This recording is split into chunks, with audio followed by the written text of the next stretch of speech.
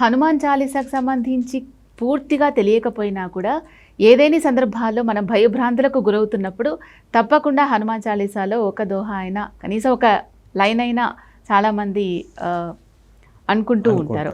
So ఆ టైంలో మనకి ఏంటి అంటే ఏదైనా మన భయభ్రాంతులకు గురవుతున్నప్పుడు ఆ హనుమంతుడిని తలుచుకుంటే మనకు ఆ భయం నుంచి బయటకు వస్తామనా ఏంటి ఆ ఉద్దేశం? అవునమ్మా. భూత పిశాచ నికట నహి ఆవై మహావీర భజనామ సునావై. ఆ శబ్దంలో ఆ శక్తి ఉందమ్మా. ఆ ఎప్పుడు కూడా ఒక జై భజరంగ బలి ఆ శబ్దంలో మీకు భయాన్ని దూరం చేసే శక్తి ఉంది.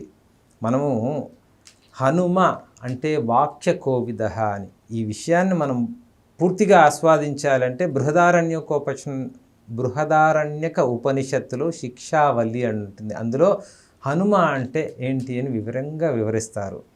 మనము అంజనీ పుత్రుడు అంటాము. ఆంజనేయుడు అంటే ఆంజనేయుడు అన్న దానికి అర్థం అంజనీదేవి పుత్రుడని మాత్రమే కాదు, మనం అజ్ఞానం అన్న పొరలు మన కంటికి బాగా ఉన్నాయి. తెలుగులో అంజనం అంటే మనం ఏదైనా పోగొట్టుకున్న వస్తువును తిరిగి అంజనం వేసి తెలుసుకుంటారు కదా. ఆ అంజనం వేసి తెలుసుకునే ప్రక్రియను మన గురువులు మన కంటికి మనం పోగొట్టుకున్నాము. ఏం పోగొట్టుకున్నాము? నువ్వే ఆ పరమాత్మ స్వరూపం అన్న విషయాన్ని పోగొట్టుకున్నావు. ఆ జ్ఞానాన్ని పోగొట్టుకుని నీలో ఉన్న శక్తిని, నీలో ఉన్న సాధకుణ్ణి తిరిగి నీకు జ్ఞప్తికి చేసే గురువుగా ఆంజనేయుడుగా అంతరార్థం చెప్పుకుంటాము. కాబట్టి ఇటువంటి అంతరార్థాలు హనుమాన్ చాలీసాలో విశేషంగా దాగి ఉన్నాయి. మనకి ఏ విషయాన్ని చెప్పినా 4 స్థాయిలలో అర్థం చెప్తారు. బాహ్యార్థం, వాచ్యార్థం, అంతరార్థం, పరమార్థం అని.